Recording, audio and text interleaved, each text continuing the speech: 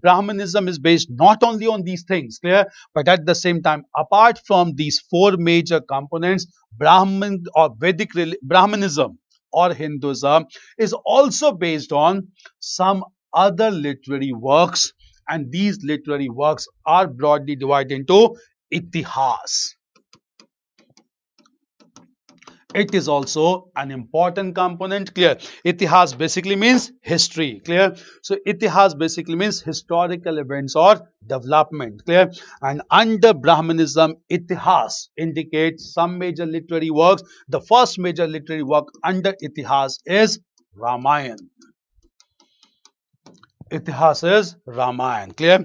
And in this work Ramayana, there is a depiction of Lord Ram and at the same time his obligation towards his family members, clear. Ramayana was considered to be a very important one, largely composed by a priest known as Valmiki, clear.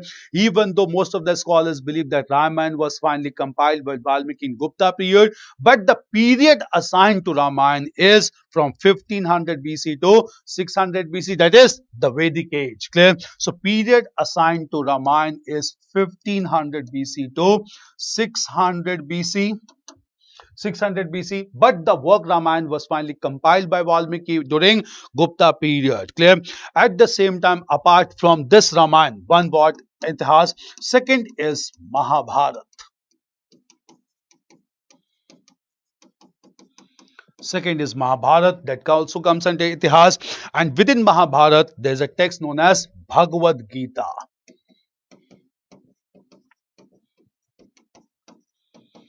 It's basically the directions given by Lord Krishna to Arjun in the battlefield of Kurukshetra, clear. This is known as Bhagavad Gita, clear. And in Bhagavad Gita, clear, it emphasizes on dharma or duty, clear. So Bhagavad emphasizes on dharma or duty, followed by karma or action, then bhakti or devotion,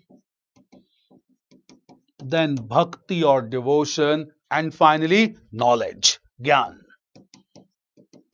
Clear? Dharma, karma, bhakti and gyan. Clear?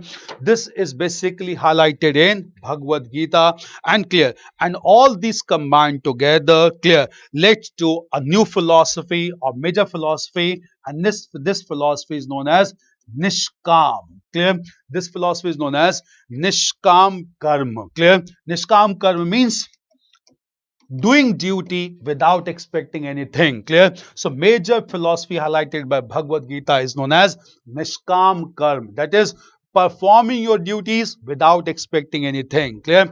This is known as Bhagavad Gita. And lastly, clear, the fourth one that comes under itihas is known as Puranas. Clear.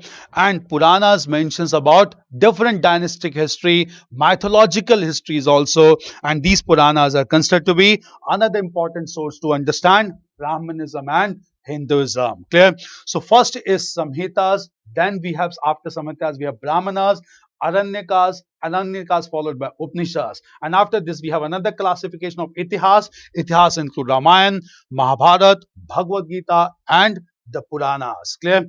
Apart from this, clear, Brahmanism or Vedic literature on which Brahmanism is based is also based on other Hindu scriptures, and other Hindu scriptures mentions about Vedang, that is some limbs of the Vedas or Ved ka Ang, and then we have another classification of Dharma Shastra, clear.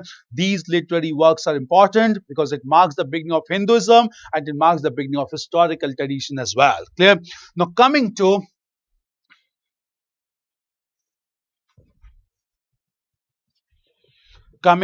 other major scriptures, the next major scripture or related to Brahmanism is known as Vedang. Ang means limb, Ved ka Ang, clear. There's a difference Vedant and Vedang. Vedant is Ant of Vedas. Vedang means Ang of Vedas, that is limbs of the Vedas, clear. And there are 6 major limbs, 6 major organs of the Vedas, without which Vedas could not have been passed from generation to generation in oral tradition. One major Vedang is Nirukt, which means etymology. Nirukt means etymology or the base of knowledge. Clear? So Nirukt means etymology or the knowledge base of the Vedas. Second is Vyakran or grammar. That is the grammatical rules to be followed. Nirukt is Vyakran's grammar. Clear? Second is Kalp. Kalp means rituals to be followed to sustain Brahmanism. After rituals, we have Siksha. Siksha here indicate not knowledge, phonetics, science of pronunciation. Without proper pronunciation, Vedic hymns could not be passed from one generation to another generation. Clear? And then fifth is Chand. Chand is basically metrics. Metrics to be followed while pronouncing verses. And last is known as Jyotish. Jyotish means astronomy.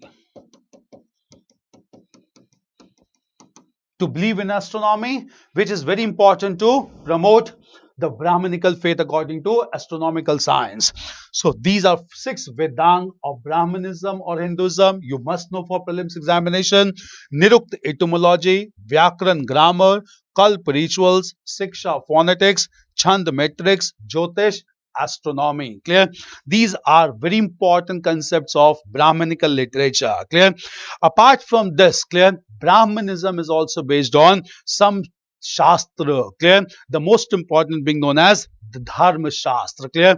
Dharma Shastra prescribe the duties to be followed by the followers of Hindu faith. Clear? And this Dharma Shastra are also marked by important classifications. Some of the major Dharma Shastra include Manu Smriti, Yajnavalkya Smriti, Narada Smriti, and Vishnu Smriti. Clear? Now coming to Dharma Shastra. It's clear Vedang. Clear? Now after Vedang, Brahmanism is also based on Dharma Shastra. Also based on Dharma Shastra, whereby these texts prescribes a code of conduct to be followed by followers of Hindu faith. Clear?